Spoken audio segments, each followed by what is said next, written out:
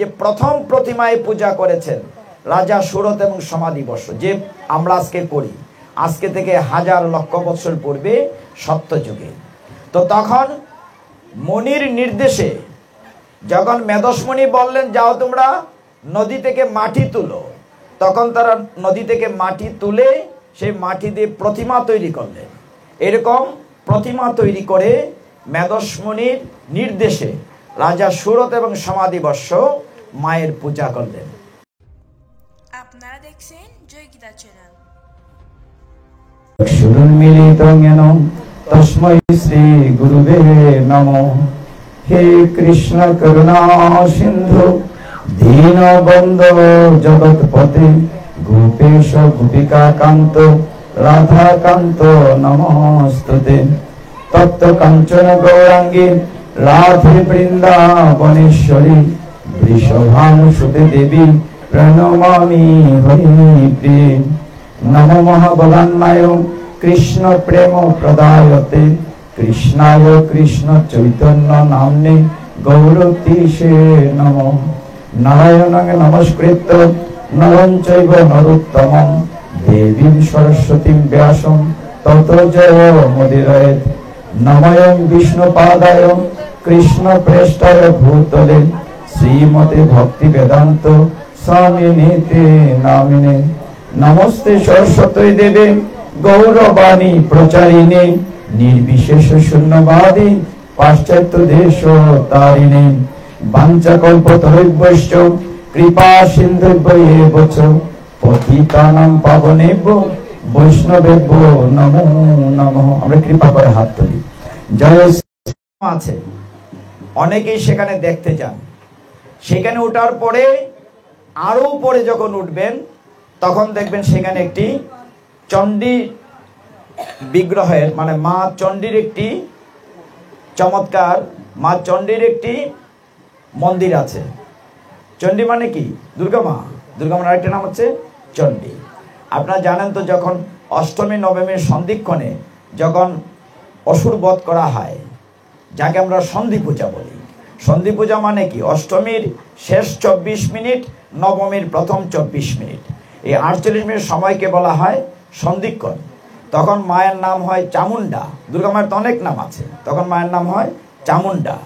তো সেই চণ্ডী মন্দিরের ভিতরে প্রতিদিন ভোগ নিবেদন করা হয়, এবং শুনলে অবাক হবেন, মায়ের সামনে যখন ভোগ নিবেদন করা হয় চারিদিকে ভক্তরা গোল হয়ে ঘুরে ঘুরে কৃষ্ণ নাম করে, হরে কৃষ্ণ নাম করে। তার মানে কি?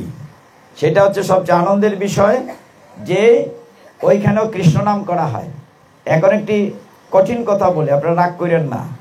অনেকে আমাদেরকে বলেন যে অনেক সাধুরা মায়ের ভোগ প্রসাদ খায় না, বলেন না? আমাদের বিরুদ্ধে কিছু অভিযোগ আছে, কেন প্রসাদ খায় না। এবার শুনেন, এই কথাটা বলার জন্যই মেধসমণির মূল আশ্রমে ভোগ নিবেদন করে হরে কৃষ্ণ কীর্তন করা হয়। ওইখানে যে পূজারী, তাকে বলা হয় গুসাই বাবা, তার নাম হচ্ছে কি বিশ্বাস, যেন এখনো পূজারী আছে। ভগবানকে যে ভোগ নিবেদন করা আপনার ঘরে, কৃষ্ণকে বা গোবিন্দকে, আমি শুরুতে বলেছি মা দুর্গা হচ্ছেন পরম বৈষ্ণবী। তিনি ভগবানের প্রসাদ পাওয়ার জন্য ব্যাকুল থাকেন। শুধু শুধু ভোগের মধ্যে বিল্লপত্র দিয়ে দিলে সেটা ভোগ হয় না, সেটা হয়, বলছি না শব্দটি, সেটা গ্রহণ করা যাবে না। মা অপেক্ষা করেন তুলসী দিয়ে গোবিন্দকে ভোগ নিবেদন করে তারপরে মাকে এনে দেবেন, সেটা হচ্ছে প্রসাদ। আমি কি বুঝাতে পেরেছি? আপনি সরাসরি বিল্লপত্র দিয়ে যে ভোগগুলা দিচ্ছেন সেটি প্রসাদ হচ্ছে না, মা সেটা গ্রহণ করেন না। মা কোনটা গ্রহণ করে? যেহেতু পরম বৈষ্ণবী, তিনি ভগবানের প্রসাদ পাওয়ার জন্য আকাঙ্ক্ষিত থাকেন। আর এমনি বিল্লপত্র দিলে সেটার নাম হচ্ছে নির্মাল্য, সেটা প্রসাদ না। আপনি তুলসী পাতা দিয়ে গোবিন্দকে দিয়ে মাকে এনে দেন, তাহলে সবাই পাবে। হরি বল। আমি কি বুঝাতে পেরেছি কথাটা? একদম পরিষ্কার। হ্যাঁ হ্যাঁ, এই জন্য দেখবেন জগন্নাথের পুরীতেও মা পার্বতীকে বলা হয় বিমলা দেবী। জগন্নাথকে ভোগ দিয়ে তারপরে ভোগটা দেয়া হয় বিমলা দেবীর কাছে, তারপরে সেটি আনন্দ বাজারে যায়। এইভাবে মা অপেক্ষা করেন কখন ভক্ত হয়ে কি করে ভগবান কৃষ্ণের প্রসাদ আস্বাদন করতে পারে।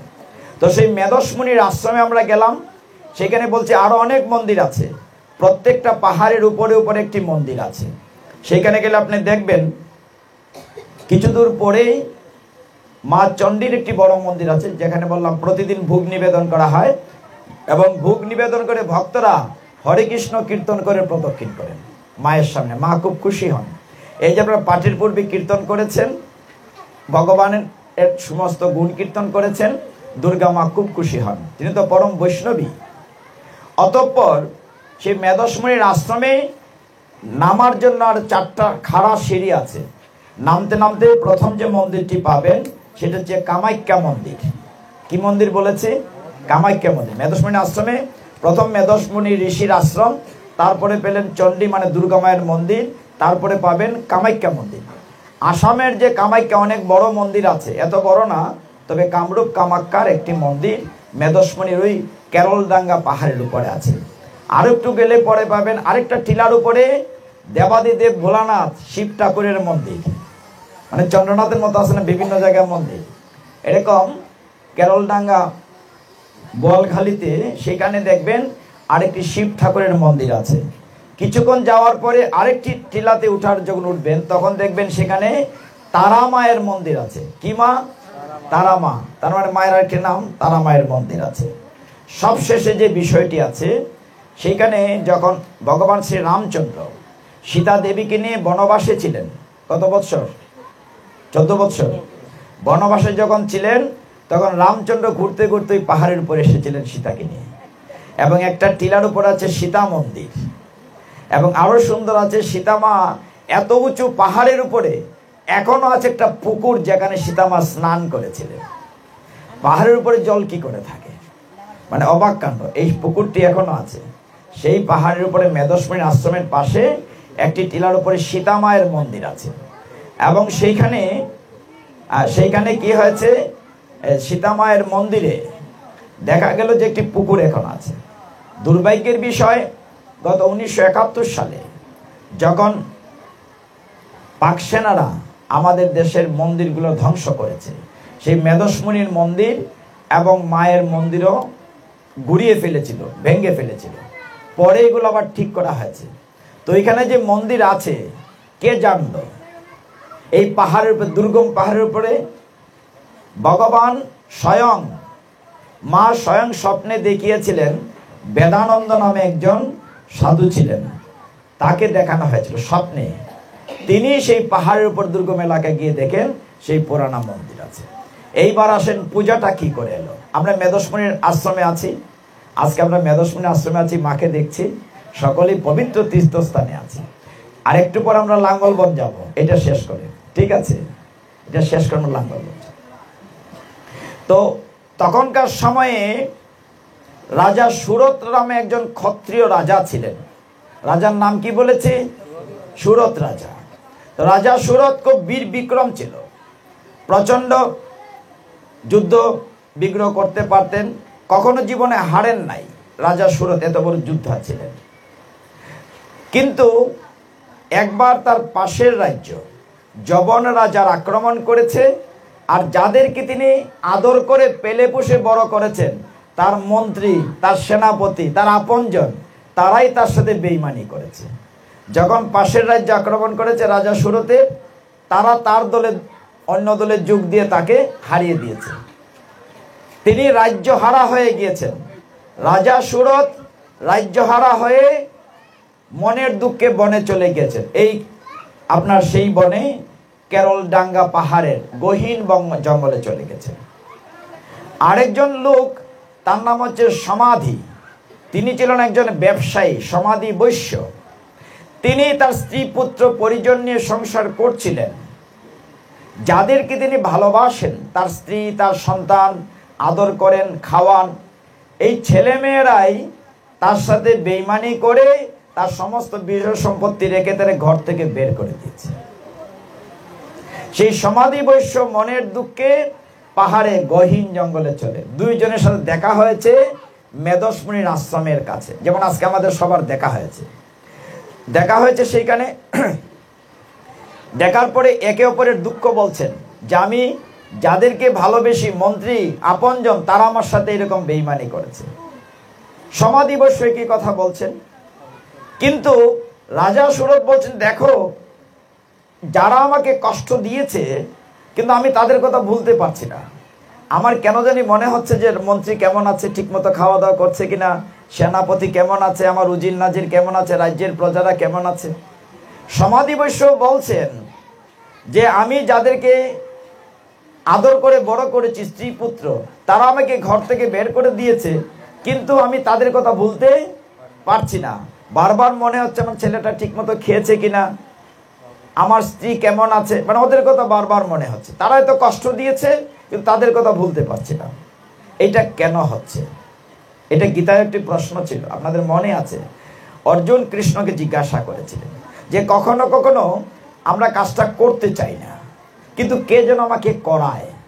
আপনাদের অনেক সময় একটা কাজ করার ফলে মনে করেন আইরিটা কিতা করলাম, এটা না করলে বোধহয় ভালো আছে। রাগের ছুটে একটা জিনিস নষ্ট করলেন বা কাউকে মারধর করলেন বাচ্চাকে, পরে হ্যাঁ এইটা কি করলাম। ভগবানকে অর্জুন জিজ্ঞাসা করেছিলেন আমি কখনো কখনো করতে চাই না, কিন্তু কে যেন আমাকে কাজটি করায়। তখন উত্তরে ভগবান বলেছিলেন কাম এসো ক্রোধ এসো রজগুণ সমুদ্ভব, যে কাম ক্রোধ যেটি রজগুণ থেকে উৎপন্ন হয়। আর এই ক্ষেত্রে কি হলো, তারা দুইজন রাজা সুরত এবং সমাধি বৈশ্য চিন্তা করলেন চলো আমরা মেধস মুনির কাছে যাই, কেন আমরা তাদেরকে ভুলতে পারছি না তাকে কে জিজ্ঞাসা করি। যারা আমাদেরকে কষ্ট দিয়েছে আমরা কেন তার মায়া ছাড়তে পারতেছি।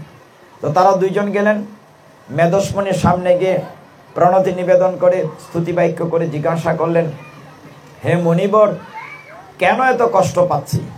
যারা আমাদেরকে কষ্ট দিয়ে রাজ্য হারা করেছে, সংসার থেকে তাড়িয়ে দিয়েছে, আমরা তাদের কথা কেন ভুলতে পারছি না? তখন মেধস মুনি বললেন এইটি হচ্ছে মা মহামায়া। মা মহামায়ার কারণে এই মায়ার সংসারে আমরা ভুলতে পারি না। তাহলে কি করতে হবে? কি করে আমরা আবার আগের মতো হব? তখন মেধস মুনি বললেন তোমরা যদি মহামায়ার পূজা করে সন্তুষ্ট করতে পারো, মা যদি কৃপা করেন তবে তোমরা সুখ পাবে। কি করতে হবে বলে পাহাড় থেকে দেখলো, ওই দেখো নিচে একটা নদী দেখা যায়, পাহাড় থেকে নিচে নদী, নদীর নাম বেতসী নদী, কোথাও বেতস নদী বলা হয়েছে। বলছে তোমরা বেতসী নদী থেকে মাটি তুলবে, মাটি তুলে প্রতিমা করবে। যে প্রথম প্রতিমায় পূজা করেছেন রাজা সুরত এবং সমাধি বর্ষ, যে আমরা আজকে করি, আজকে থেকে হাজার লক্ষ বছর পূর্বে সত্যযুগে। তো তখন মনির নির্দেশে যখন মেধস মুনি বললেন যাও তোমরা নদী থেকে মাটি তুলো, তখন তারা নদী থেকে মাটি তুলে সেই মাটি দিয়ে প্রতিমা তৈরি করলেন। এরকম প্রতিমা তৈরি করে মেধস মুনির নির্দেশে রাজা সুরত এবং সমাধি বর্ষ মায়ের পূজা করলেন। সর্বমঙ্গল মঙ্গলে শিবে সর্বার্থ সাধিকে শরণ্যে ত্র্যম্বকে গৌরী নারায়ণী নমস্তুতে। তো মায়ের যখন পূজা করলেন মা প্রচন্ড খুশি হলেন, খুশি হয়ে আবির্ভূত হলেন হে রাজা সুরত, এ সমাধি বৈশ্য, তোমাদের পূজা অর্চনায় আমি খুব খুশি হয়েছি, বলো কি চাও, বলো তোমরা কি চাও। মেধস মুনির আশ্রমে মা আবির্ভূত হলেন, এখনো সেখানে মায়ের মূর্তি আছে। তো মা আবির্ভূত হয়ে বললেন কি চাও?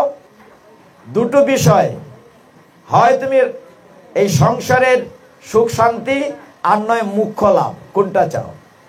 রাজা সুরত বললেন আমি আবার আগের রাজ্য ফিরে পেতে চাই। মা বললেন তথাস্তু। রাজা সুরত তার সমস্ত রাজ্য আবার ফিরে পেলেন। আর সমাধি বৈশ্য বললেন না, যে সংসার আমাকে বিতাড়িত করেছে আমি সংসারে যেতে চাই না, আমি মুক্তি পেতে চাই, মুখ্য লাভ। মা বললেন তথাস্তু, মানে তুমি মার কাছে যা চাও তাই মা তাকে দিয়ে দিলেন। সেই থেকে সত্যযুগে সেই মেধস মুনির আশ্রম থেকে এই চৈত্র মাসের দুর্গা পূজার সূচনা করা হয়েছে, যেটি এখন আমরা করছি।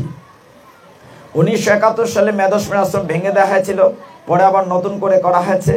এখন যারা যাবেন মেধস মুনির আশ্রমে বেড়াতে, সেই বোয়ালখালীতে চট্টগ্রামের, সেখানে দোতলা একটি ভক্ত নিবাস আছে। এই পাহাড়ের উপরে আশেপাশে দোকানপাট, জনবসতি, ঘর বাড়ি কিচ্ছু নাই, কিন্তু ওইখানে গেলে আপনার থাকার ব্যবস্থা আছে, টাকা দিয়ে প্রসাদের ব্যবস্থা আছে। অনেকেই যায় দেখার জন্য। সেই মেদস্বিনী আশ্রমটি এখনো আছে, যেখানে সত্যযুগে প্রথম দুর্গা পূজা হয়েছিল। এইবার আমরা একটু ইয়েতে যাব, কোথায় বলছি, আজকে লাঙ্গলবন্দে যাব। লাঙ্গলবন্দে কারা কারা গিয়েছেন? কয়জন পাওয়া গেল? একজন, দুইজন, তিনজন পাওয়া গেল, চারজন। হরি বল, 4-5 জন। আমি গিয়েছি কয়েকবার। এখানে অনেকগুলো ঘাট আছে, 16টি ঘাট আছে। এই যে রাজঘাট, অন্নপূর্ণা ঘাট, এরকম ঘাট আছে না, 16টি ঘাট আছে। সেইখানে আপনারা জানেন যে এক সময় এই এলাকাটিকে বলা হতো ভুসকোট। ভুসকোটে গাধী রাজা নামে একজন রাজা ছিলেন। তার একটি ছেলে, সত্যযুগে একটি ছেলে, একটি মেয়ে ছিল। ছেলেটির নাম বিশ্বামিত্র, মানে অনেক যিনি পরবর্তীতে ঋষি হয়েছিলেন, মণি হয়েছিলেন। আর মেয়েটির নাম হচ্ছে সত্যবতী। বিশ্বামিত্র ছিলেন মহাঋষি, আর মেয়েটির নাম হচ্ছে সত্যবতী। সত্যবতী ঋচিক নামক এক মুনির সাথে বিয়ে দিয়েছিলেন তার পিতা। খুব সুন্দর ছিলেন সত্যবতী। সত্যবতী ঋচিক এর ঔরসে যার জন্ম হয়েছে তার নাম হচ্ছে যমদগ্নি। মুনির নাম হচ্ছে যমদগ্নি। আর সেই যমদগ্নির ছেলে হচ্ছে পরশুরাম। লাঙ্গলবন্দের ইতিহাস জানতে হবে না, আপনার তো লাঙ্গলে স্নান করলেই তো হবে না। সেই পরশুরাম, তারা ছিলেন 5 ভাই। যমদগ্নির 5 ছেলে ছিলেন। এক ছেলের নাম হচ্ছে রাসানন্দ, আরেক ছেলের নাম সুসেন, আরেক ছেলের নাম পশু, আরেক ছেলের নাম বিশ্বাসু, আরেক ছেলের নাম পরশুরাম। একদম সবচেয়ে ছোট যে ছেলেটি, তার নাম হচ্ছে পরশু। পরশু হচ্ছে ভগবানের অবতার। আপনার অবতার পর না, মৎস্য, কুর্ম, বরাহ, একটি অবতার আছে না, পরশুরাম, রাম পরশুরাম আছে না, তো ভগবানের অবতার পরশুরাম। আপনারা জানেন সেই মগধ রাজ্যের উপনদী কৌশিকী নদীর তীরে, মগধ রাজ্যের উপনদী কৌশিকী নদীর তীরে সেই যমদগ্নির যে আশ্রম ছিল, সেইখানে যমদগ্নি তপস্যা করতেন। অসম্ভব মুনি, বড় মুনি ছিলেন। তার স্ত্রীর নাম ছিল রেণুকা দেবী। যমদগ্নির স্ত্রীর নাম ছিল, মানে পরশুরামের মা। আপনারা জানেন ঘটনাটি, তবু বলি যেহেতু সারা পৃথিবীর লোক জানবে। এই যে লাঙ্গলবন্দের, কেন এটার নাম লাঙ্গলবন্দ, কেন এটা এত পবিত্র? বাস্তবতা হচ্ছে আমরা অনেকেই যাই স্নান করি, বা ওই যে পন্তীর্থে, যেখানে গত কদিন আগের পন্তীর্থে মহাবারণী স্নানে অনেকে গিয়েছেন। আমরা পন্তীর্থ না বলে আমরা আঞ্চলিক ভাষায় কি বলি? ফনাতীর্থ। কি কই? ফনাতীর্থ। এটার নাম হচ্ছে পন্তীর্থ। পন্তীর্থ সম্পর্কে আজকে বলবো না, কিন্তু এই কথাটা বলি কেন পন।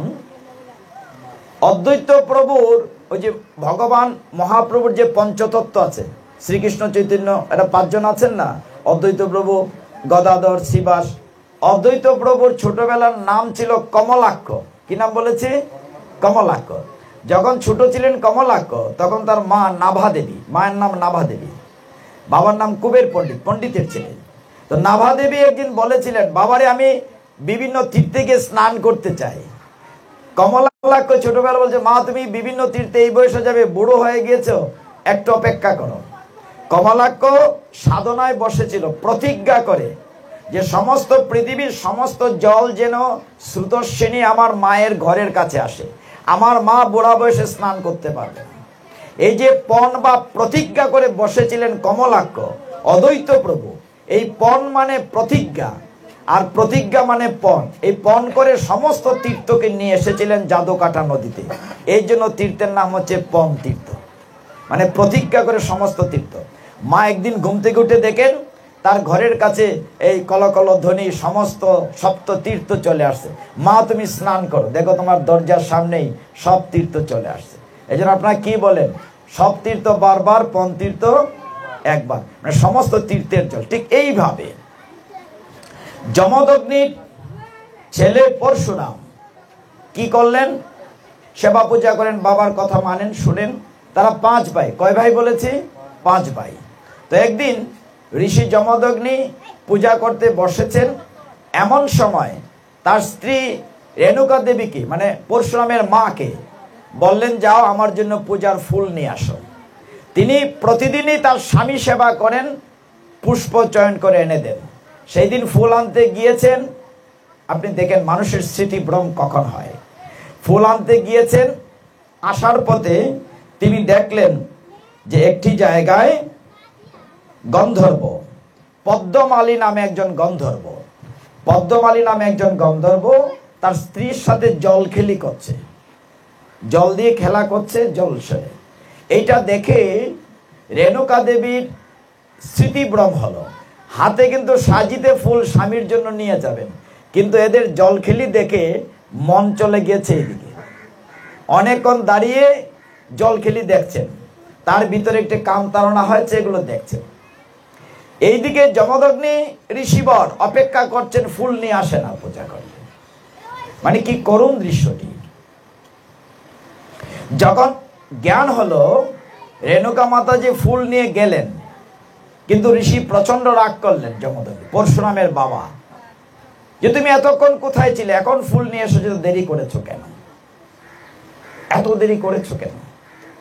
তিনি ধ্যানে দেখলেন, মানে মাতাজি বলতে চাইলেন না, ইচ্ছা করে না, এমনি দেরি হয়েছে, কিন্তু তিনি তো জ্ঞানী ঋষি, চোখ মুজে দেখলেন কি কারণে দেরি হয়েছে। তুমি অন্য দুইজনের কামকেলি দেখে তুমি দেরি করেছো। যমদগ্নি রাগ করলেন, প্রচন্ড রাগ করলে 5 ছেলেকে আদেশ দিলেন, তোমাদের মাকে হত্যা করো। কথাটা খেয়াল করেন। ছেলেদেরকে বললেন, এক এক করে ছেলেদেরকে বললেন, যাও তোমার মাকে মেরে ফেলো, তোমার মা আজকে খুব একটা খারাপ কাজ করেছে। এখন কোন সন্তান তার মাকে মারবে? প্রথম ছেলে, ওই যে বললাম রসানন্দ, সুসেন, পশু, ওই যে আরো 4 ভাই, কেউ কথা শুনলো না, দাঁড়ায় থাকলো জায়গায়। প্রচন্ড রাগে যমদগ্নি তার ছোট ছেলে পরশুরামকে বলেন, যাও তুমি তোমার মাকে হত্যা করো। এখন সে দুটো নাই পড়েছে, বাবার আদেশ রাখবে না মাকে হত্যা করবে। এটা কঠিন পরীক্ষা। তার হাতে কুঠার ছিল, পরশু মানে কুঠার। যে ভগবানের অবতারের হাতে পরশু আছে তাকে বলে পরশুরাম। তিনি বাবার আদেশ মানতে গিয়ে মার গলা কেটে ফেললেন রেণুকা দেবী।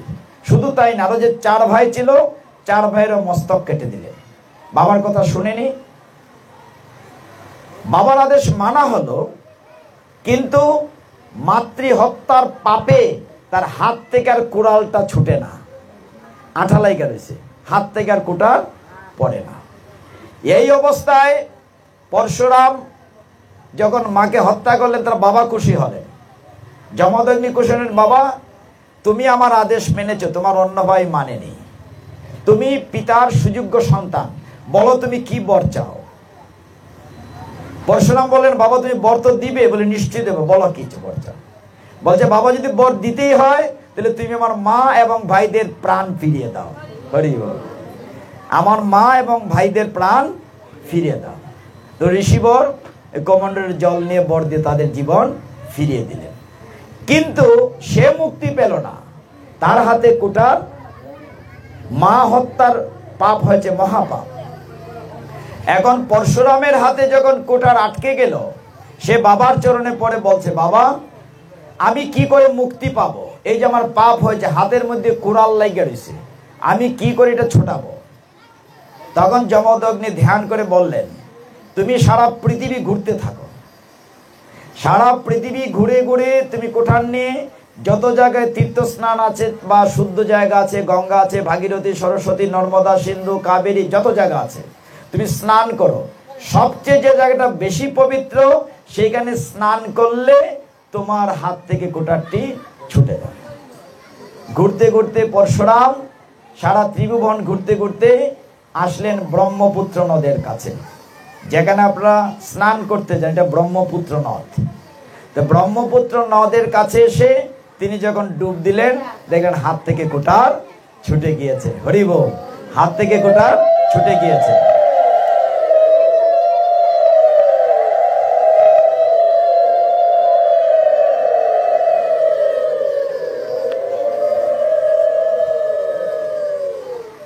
তখন পরশুরাম কি করলেন, সেই ব্রহ্মপুত্র নদের পবিত্র জল, ভাগীরথী পবিত্র জল যাতে সারা পৃথিবীর লোকে পায়, তিনি তখন কুঠার নিয়ে লাঙ্গলের মতো করে এই নদী মানে খাল বানাতে লাগলেন। সেই গঙ্গা থেকে, ভাগীরথী থেকে, ব্রহ্মপুত্র থেকে জল টেনে নিয়ে আসলেন। মানে কোড়াল নিয়ে নিয়ে নিয়ে নিয়ে যেখানে এসে লাঙ্গলের মতো, কোড়ালটি লাঙ্গলের মতো আনতে আনতে এখন আপনি যেখানে স্নান করেন এখানে সে লাঙ্গলটাকে বন্ধ করে দিলেন, বলে আবার যার দরকার নাই।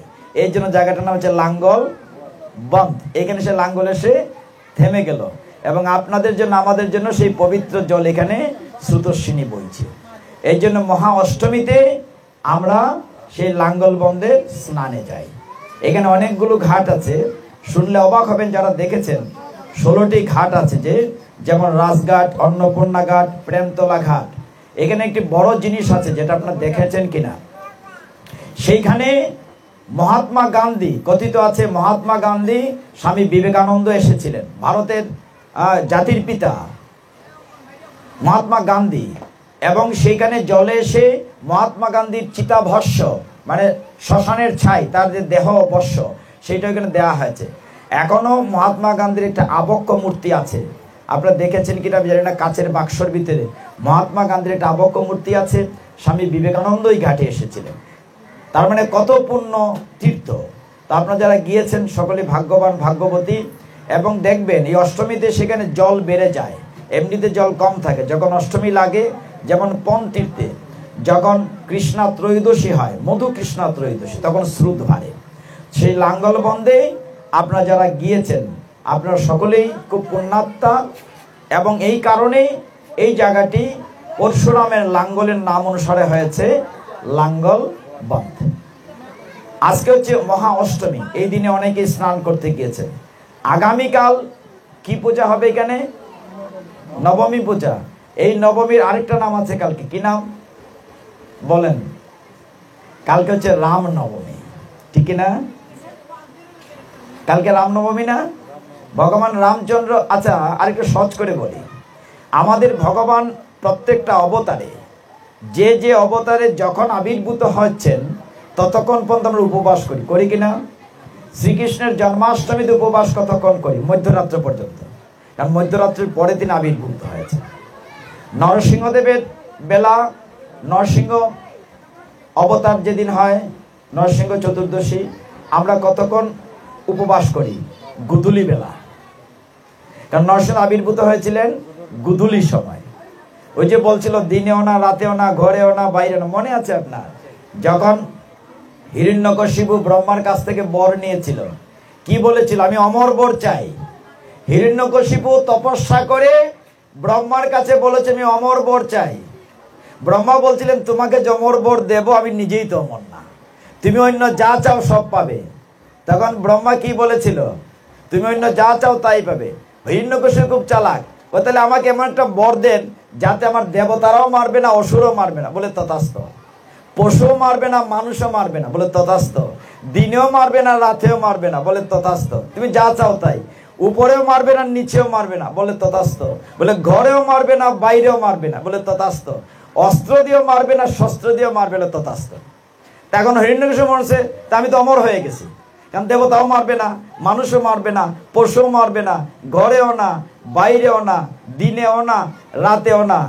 কিন্তু ভগবান দেখেন প্রত্যেকটা কথার একটা ফাঁক রেখে বর দেন।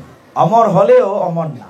হিরণ্যকশিপু যখন প্রথম অসম্ভব রকম প্রতাপ বীর বিক্রমে সমস্ত দেবতাদেরকে তাড়িয়ে নিজের রাজ্য শাসন করছিল, আপনারা জানেন প্রহ্লাদ পরম ভক্ত, তার গর্বে প্রহ্লাদ মহারাজ যখন ভগবানকে পৃথিবীতে এনেছিলেন, শেষ কথাটি শুধু বলি, ওই যে বললাম গুধূলি লগ্ন কেন, যখন প্রহ্লাদ মহারাজকে কোনোভাবে মারা যাচ্ছিল না, তখন কি হয়েছে? তখন হিরণ্যকশিপু প্রহ্লাদকে বলছিলেন, এই তোর হরি কোথায় থাকে? বলছেন হরি তো সব জায়গায় থাকে। বলে তোর হরির এত শক্তি, তোকে আমি হাতির পায়ের নিচে ফেলাই, তুই মরিস না।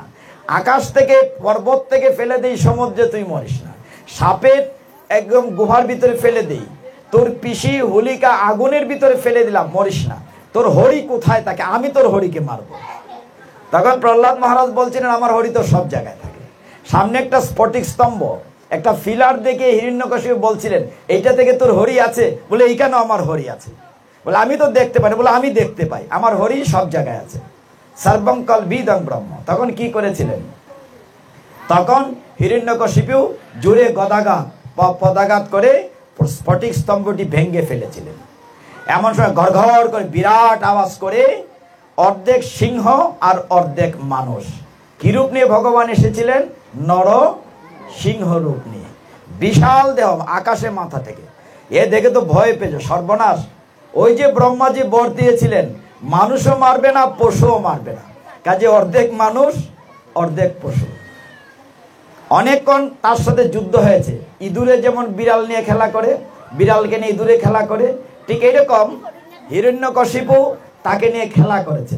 খেলা করতে করতে অপেক্ষা করেছেন এই সময়টা, এই যে এখন গুদুলি লগ্নের। বলেছেন দিনেও মারবো না, রাতেও মারবো না, বলছেন ঘরেও না বাইরেও না। হিরণ্যকশিপুকে টেনে নিয়েছেন চৌকাঠের উপরে। আমাদের সনাতন শাস্ত্রের পিছনে অনেক কথা আছে। আমরা অনেককে বলি এই চৌকাঠও দাঁড়াইস না, হই না আমরা গড়ের চৌকাঠও কেনে বলি? চৌকাঠটা হচ্ছে নরসিংহদেবের আসন, এটা জানি না রাখেন। নরসিংহ আসন এই জন্য হয়ে ফুলাফান দাঁড়াইলে এই চৌকাঠ থেকে সৈরা দাঁড়া, চৌকাঠও দাঁড়াইস না। বলছে যে ঘরেও মারতে পারবে না, বাইরেও না। নিঃসন্দেহে কি করলেন? হিরণ্যকশিপুকে টেনে নিয়ে ওই চৌকাঠের উপরে বসলেন, বসে তাকে কুলের উপরে তুললেন। বলে যে আকাশেও মারবে না, পাতালেও মারবে না, কুলের উপরে বসালেন। অস্ত্র না, শস্ত্র না, কি দিয়ে? নখ দিয়ে। নখ দিয়ে তার বুক উদর ছিঁড়ে হত্যা করেছিলেন। তাহলে ভগবান ব্রহ্মার সব কথার কথা ঠিক রেখেছেন কিনা? মানে দিনেও না, রাতেও না, অস্ত্রেও না, শস্ত্র না, ঘরেও না, বাইরেও না, তিনি তাকে হত্যা করেছিলেন। এই জন্য কথাটা ছিল উপবাস নিয়ে। যখন আপনি নরসিংহদেবের উপবাস করবেন, করতে হবে গুদুলি বেলা পর্যন্ত। কৃষ্ণের উপবাস করতে হবে মধ্যরাত্রি পর্যন্ত। ঠিক রামচন্দ্র, আগামীকাল যে কথাটা আসি, রামচন্দ্র আবির্ভূত হয়েছেন মধ্যাহ্নে, দুপুর বেলা। এই জন্য কালকে দুপুর 12টা পর্যন্ত উপবাস।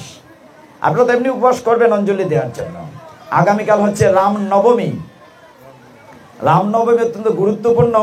আমি সেই দিকে যেতে চাই না, সময় লাগবে।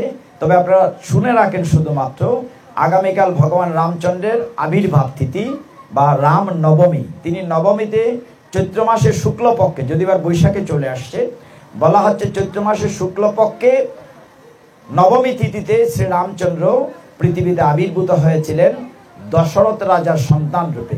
আপনারা সকলেই জানেন দশরথ রাজা অবিসম্পাদিত হয়েছিলেন, যে তার সন্তান হবে না, বা সন্তান হলেও পুত্র সুখে তার মৃত্যু হবে। তিনি পুত্র পান নাই, তিনি পুত্রিষ্টি যজ্ঞ করেছিলেন ঋষি সিংহ মুনিকে দিয়ে। আমি দিকে যাই না, রামায়ণ অনেক লম্বা। ঋষি সিংহ মুনিকে দিয়ে তিনি যজ্ঞ করে এক বাটি ক্ষীর পেয়েছিলেন, পায়েস।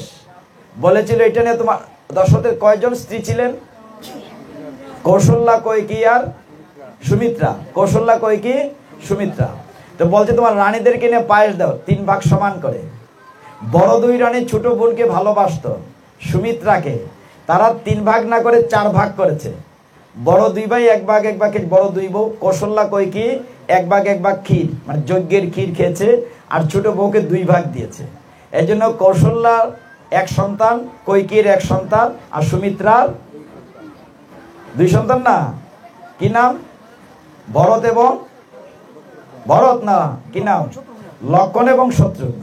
ভরত হচ্ছে মধ্য রানী, কইকেয়ীর সন্তান। কৌশল্যার সন্তান রাম, কইকেয়ীর সন্তান ভরত, আর লক্ষণ শত্রুঘ্ন হচ্ছে সুমিত্রা।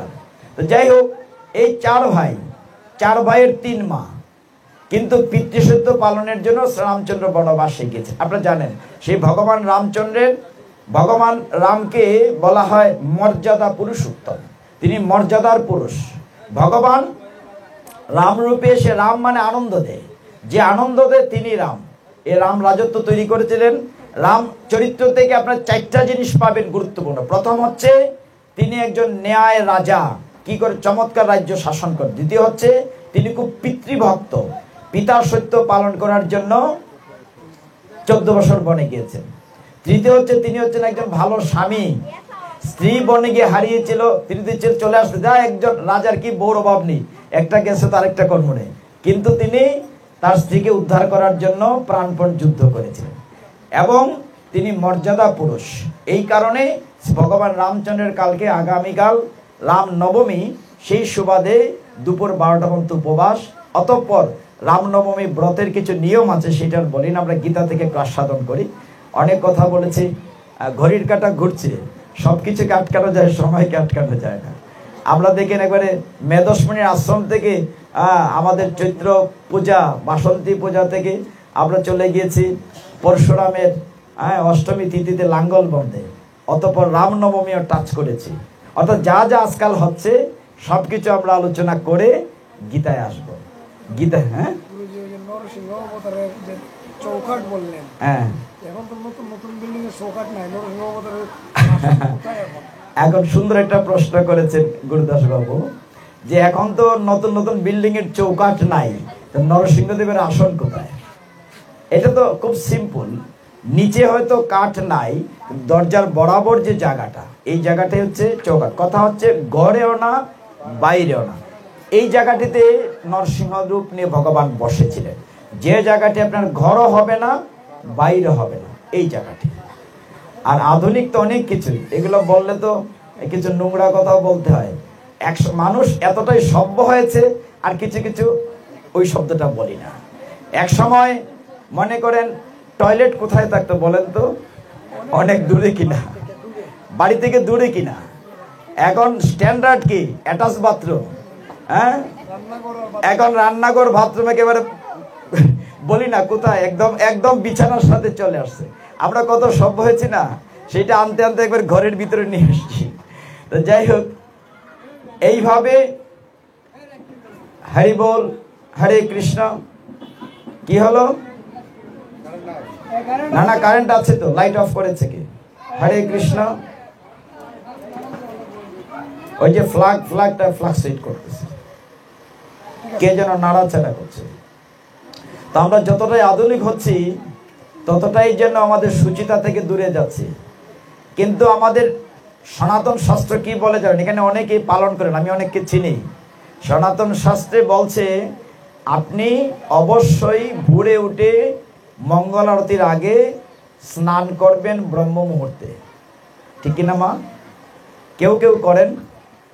এই যে আমার বৃদ্ধা মা আছেন, বুড়া বেটি, একটা সত্য কথা কই, যারা বয়স্ক, আগের মায়েরা ঘুম থেকে উঠে স্নান করে গোবর ছিটা দিয়ে উঠান লেপতেন কিনা? উঠান লেপতেন, খাসা মাটি, খাসা লাকড়ি দিয়ে ফু দিয়া সুঙ্গা দিয়ে রানতেন, খাটা মানে বাটা মশলা হলদি মরিচ বাইটিয়া রান্না করতেন। আর এখন গ্যাসের চুলা, এ রাঁধুনি মশলা। এরপরও কইন আমরা মায়েরা ওগো সময় পাই না। কিতা কইন? গীতা পাঠা যাইবার বেটির সময় নাই।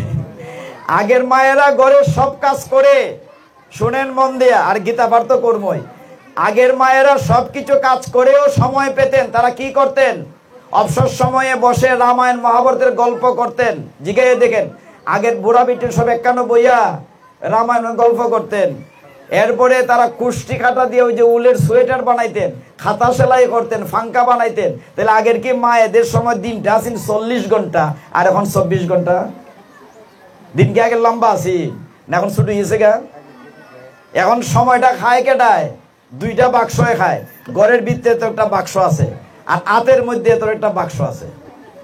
এই দুইটা বাক্সের সময় খায় কিনা? আরে গীতা পাঠ তো কর্মই, আসল কথা কইলেই আগে আইসে যখন। এখানে অনেকে একটা অপরাধ করেন, খুব মন দিয়ে খেয়াল করেন, খুব গুরুত্বপূর্ণ একটা অপরাধ করেন আপনারাও। আমরা প্রত্যেক দিন পাঠে কথাটা বলি, সেটি হচ্ছে যখন আপনারা জপতলিতে নাম করেন, সঠিকভাবে নাম জপ না করলে নামের পুণ্যের সাথে পাপ হয়। এটাকে বলা হয় নাম অপরাধ। যেমন বৈষ্ণব অপরাধ আছে 10 প্রকার। নাম জপ করলেন, মনে করেন এরকম হরে কৃষ্ণ হরে কৃষ্ণ হরে কৃষ্ণ, কিতাবে টিভি বালানি আছো, কৃষ্ণ কৃষ্ণ হরে হরে, অমুক নাই তো আসি নাইছি নি, কৃষ্ণ কৃষ্ণ কৃষ্ণ কৃষ্ণ, ও আমার রান্দা হয়েছে নি, এটা নাম হয়? আপনি নাম জপ করলেন, আরে জি বাংলার সিরিয়ালটা কি সুন্দর চলতেছে, ওগো কৃষ্ণ কৃষ্ণ কৃষ্ণ কৃষ্ণ, আরে এ ফলে জানি কিতা হইব কৃষ্ণ কৃষ্ণ কৃষ্ণ, এটা হবে? এটা মহা অপরাধ। কখনো টেলিভিশন থেকে গল্প করে নাম জপ হয় না। নাম জপ একটা সাধনা, তপস্যা। এর থেকে করেন না সে ভালো। আরেকটা অপরাধ অনেকেই করেন, আমরা প্রায় দিনই বলি, যখন গীতা ভাগবত পাঠে আসেন, দেখা যায় জপত্রী লই আইছে, দুইটা সাইলেই তো একসাথে কৃষ্ণ কৃষ্ণ কৃষ্ণ কৃষ্ণ, ওই বেটি সুন্দরই তো কইতাছেন কৃষ্ণ কৃষ্ণ কৃষ্ণ। আরে আপনি আসছেন পাঠ শ্রবণ করতে, নাম জপ করবেন কেন? দুটো একসাথে হয় না। আপনি এখান থেকে ঢাকা যাবেন, ঢাকার বাসে উঠবেন, এক ফাও দিলেন ঢাকার বাসে, আর হয় না নয়াটি থাইকে যাই, ধর দুইটা দিন, দুইটা একসাথে হইব নেই। ঢাকার বাসও ফাও দিলেন, নয়টিও থাকলেন, মাঝখানে হইরা মরি যাবা, দুইটা একসাথে হয় না। নাম জপের নিয়ম হচ্ছে কুসকুস কুসকুস ছোট করে না, প্রতিটি শব্দ পৃথকভাবে বলতে হবে, নিজের কানে যাতে শুনতে পারেন। হরে কৃষ্ণ কৃষ্ণ কৃষ্ণ হরে হরে, হরে রাম রাম রাম হরে হরে, এইভাবে উচ্চারণ করতে হবে, কৃষ্ণ এটা না। আর ওই যে যেটা বললাম, যেটা সময় খায় টেলিভিশন, জি বাংলার সিরিয়াল যেটা খায়, দুঃখের কথা বলেছিলাম আরেকদিন, মনে আছে কিনা? আগে আমার বাসা তো ঘাটিয়া, সবাই আমাকে চিনেন। আমাদের যখন পাড়ার ভিতর দিয়ে সন্ধ্যার পরে যেতাম, প্রত্যেকের ঘর থেকে ছেলে মেয়েদের পড়ার আওয়াজ পাইতাম। আর এখন আড়ের ভিতরটা গেলে দেখি ফুলাপান কই গেছে খবর নাই, মাথা জিরা ঠেঙ্গের উপরে ফাওতুল্লাহ বালিশও মাথা দিয়ে জি বাংলার সিরিয়াল দেখতেছে, আর খালি ওই টেলিভিশনের আওয়াজ শোনা যায়। ঘরের ভিতরে হাঁস মুরগিটা উঠছে কিনা খবর লয়, নিজের ফোলাটা হইয়াছে খবর লয় না। গল্লির ভিতরে বই ফোলাটাই কিন্তু কামসাইয়া লইতেছে, একটু সাবধান হই। আরে গীতা পাঠ করে কি হবে যদি আপনি বাস্তবভাবে সন্তানকে মানুষ না করতে পারলেন? যদি মানুষ না করতে পারেন তাহলে গীতা পাঠের কি আসবে যাবে? আপনি ঘটা করে পূজা করলেন, মান্যগণ্য করলেন না, মাকে প্রণতি নিবেদন করলেন না, মা বাবাকে মাথা নুয়ে প্রণাম করলেন না। বিদেশি সিরিয়াল এমন এক প্রণাম শিখাচ্ছে, আঁটুতে এমনি এমনি প্রণাম করে, দেখেন সিরিয়ালেতে দেখায় না। ভগবান আপনাকে মস্তক দিয়েছে, নত করে প্রণাম করতে হবে। মনে নাই বলেছিলাম যে যখন অজামিলের কাছ থেকে ফিরে গিয়েছিল যমদূতরা, জমালয়ে যখন গিয়েছিল, কথায় কথা সে কথাটা বলে ফেলি, সেখানে গিয়েছে বলে যমরাজ বলছিল যারা জীবনে একবারও হরে কৃষ্ণ নাম নেবে তাকে জমালয়ে আনবে না। কিছুদিন পরে দেখা গেল জমালয় খালি হয়েছে, মানে কেউ না কেউ তো একবার না একবার রাম নাম নিছে, কৃষ্ণ নাম নিছে। কি করব মহারাজ? তখন যমরাজ বলছিলেন কেউ যদি নাম নেয় তাকে তো আনবে না, কিন্তু কিছু অপরাধ করে আনবে। বলে কি? তাকে একটা সুন্দর দেহ দেয়া হয়েছে, হস্তপদ চক্ষুকর্ণ নাসিকা, তাকে দুটি পা দেয়া হয়েছে, হেঁটে হেঁটে গীতা পাঠে যাবে, মন্দিরে যাবে, তীর্থস্থানে যাবে। যে মানুষ পায়ের ব্যবহার করবে না তাকে জমালয়ে নিয়ে আসবে। তাকে দুটি হাত দেয়া হয়েছে, গোবিন্দের রাতুল চরণে চন্দন চর্চিত পুষ্প তুলসী দেওয়ার জন্য। যে ভগবানের চরণে প্রণতি নিবেদন করবে না, হাতের ব্যবহার করবে না, তাকে তুমি জমালয়ে নিয়ে আসবে। তাকে দুটি চোখ দেয়া হয়েছে, দর্শনে পবিত্র করো, এই তোমার গুণ। যে ভগবানকে দর্শন করবে না, মন্দিরে যাবে না, তাকে জমালয়ে নিয়ে আসবে। তাকে দুটি কান দেয়া হয়েছে, ভালো কথা শোনার জন্য, কৃষ্ণের গুণগাথা শোনার জন্য, আকথা কুকথা শোনার জন্য নয়। যে কানের ব্যবহার করবে না তাকে জমালয়ে নিয়ে আসবে। তাকে এই যে চমৎকার একটা নাসিকা দেওয়া হয়েছে, ভগবানের প্রসাদী মালা, চন্দন চর্চিত পুষ্পমালার ঘ্রাণ নেওয়ার জন্য। যে নাকের ব্যবহার করবে না তাকে জমালয়ে নেবে। তাকে একটি মাথা দেয়া হয়েছে, গুরু গৌরাঙ্গ মুরব্বীদেরকে প্রণাম করবে। যে মাথা নয়ে প্রণাম করবে না তাকে তোমরা জমালয়ে নিয়ে আসবে। এই আইনটা এখনো আছে। মনে করেন একটা লোককে মৃত্যুর পরে যমপুরীর আরেক নাম হচ্ছে সংযমনীপুরী। যমরাজা খারাপ না, তিনি হচ্ছেন বিচারক, জাস্টিস, ম্যাজিস্ট্রেট। তার কাছে আপনার সূক্ষ্ম দেহটা নিয়ে যাওয়া হয় এবং আপনার সারা জীবনের রেকর্ড কে ধারণ করে, তার নাম হচ্ছে চিত্রগুপ্ত। ওই যে আপনার কন্যা দুই কান্দে দুই মোহরি লিখতে আছে ডায়েরি, ৭০ রাত থেকে লেখে, আপনি কিতা করতেছেন, ঠিক না মা? সব রেকর্ড হয়। রেকর্ড নিয়ে যমপুরীতে নিয়ে গেছে। যমরাজা প্রশ্ন করে, এ তুমি দেখো সারা জীবন লোকটা কি করছে। বলতেছে না যমরাজ, এ সারা জীবন কোনো ভালো করে নাই, কোনোদিন গীতা ভাগবত পাঠে, আরেকটু দেখো। সারা জীবন চুরি করেছে, ডাকাতি, আরেকটু দেখো। যমরাজ কিন্তু চান তাকে ভালো জায়গায় দিতে। আমার কর্ম অনুযায়ী কোন নরকে যাব? আমাদের পুরাণে আছে ২৮ প্রকার নরক আছে। কত ভয়ঙ্কর নরক নিয়ে কথা বলছি না। তিনি বলছেন যে দেখো তাকে কোথায় নিয়ে যাব। এখন দেখা গেল সে কোনো ভালো, আরেকটু দেখো, বলে ভাইয়ে ভাইয়ের সিম টেলাটেলি করে, বলে আরেকটি দেখো, পরস্ত্রী গমন করে, আরেকটু দেখো, কোনো ভালো কাজ করে। সব শেষে চিত্রগুপ্ত বলছে না মহারাজ, এই লোকটি সারা জীবন খারাপ কাজ করলো, একটা ভালো কাজ করেছে। বলে কি? সে ৯টি বাসন্তী পূজায় বসে গীতা শ্রবণ করেছে। হরি বল। অতএব তাকে সমস্ত পাপ তুমি মাফ করে দাও।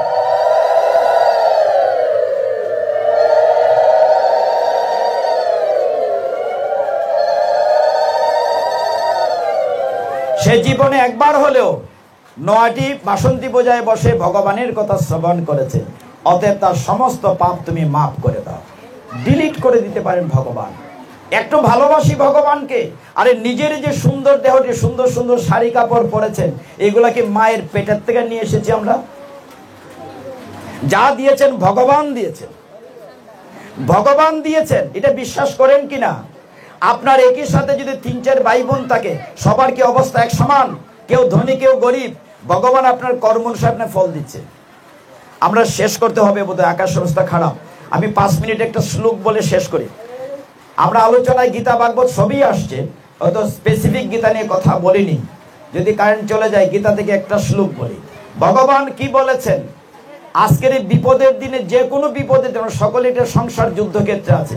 ভগবান বলছেন যে দেখো অর্জুন, আমি বলবো না, আমার হয়ে তুমি সমগ্র জগৎবাসীকে প্রতিজ্ঞা করে জানিয়ে দাও।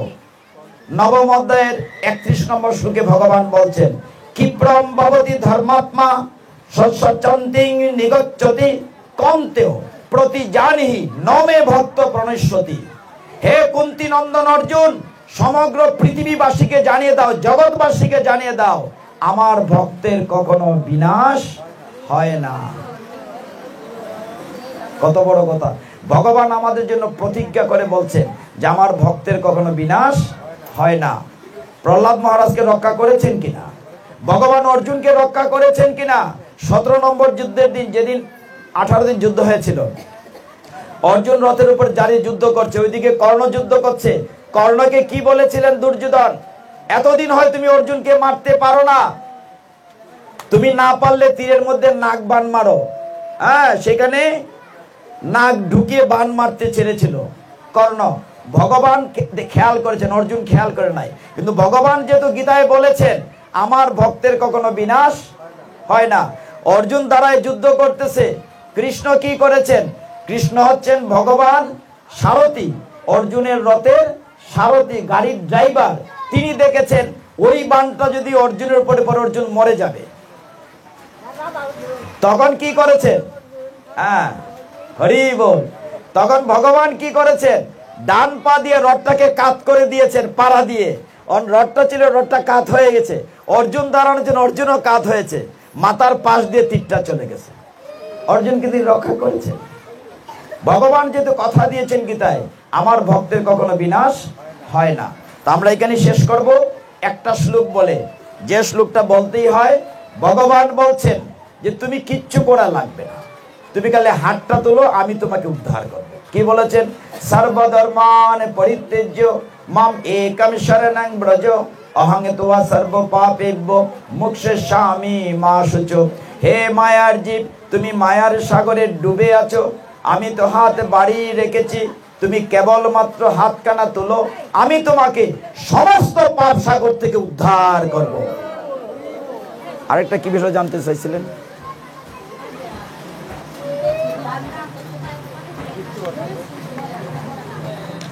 আমরা এখানে বিশ্রাম রাখছি। আমার ভুল ত্রুটি ক্ষমা করবেন। কলিযুগ পাবন অবতার শ্রীমন মহাপ্রভু যে নাম দিয়েছেন, সেই নাম আমরা উচ্চারণ করে শেষ করব সকলে মিলে। এই কলিযুগে নাম ছাড়া আর কিছুই নাই।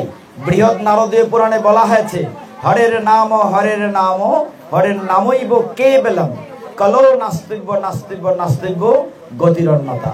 এই কলিযুগে হরি নাম ছাড়া আর কোনো গতি নাই, গতি নাই, গতি নাই। সকলে মিলে হরে কৃষ্ণ কৃষ্ণ কৃষ্ণ হরে হরে, হরে রাম রাম রাম হরে হরে, হরে কৃষ্ণ কৃষ্ণ কৃষ্ণ হরে হরে, হরে রাম রাম রাম হরে হরে, হরে কৃষ্ণ কৃষ্ণ কৃষ্ণ হরে হরে, হরে রাম রাম রাম হরে হরে। হরে তৎসৎ।